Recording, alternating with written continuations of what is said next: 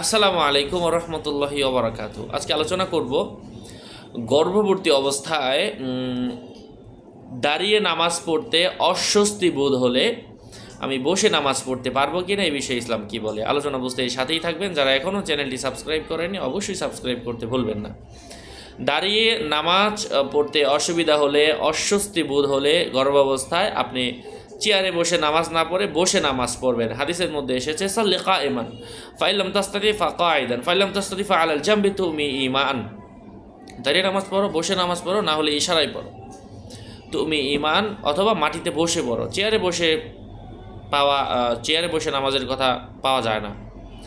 এবং বসে বসে যখন সে সেজদা দিবে এই হাতের ইশারার মাধ্যমে সেজদা দিবে। যদি সেজদার জন্য আলাদা বালিশ রাখবে না, বালিশের প্রয়োজন নাই, এটা মাকরু হবে। আর তারপরেও যদি বসেও অসুবিধা হয় তখন সর্বশেষ চেয়ারে চেষ্টা করবে। তবে শুরুতে আমরা চেয়ারের দিকে ধাবিত হব না।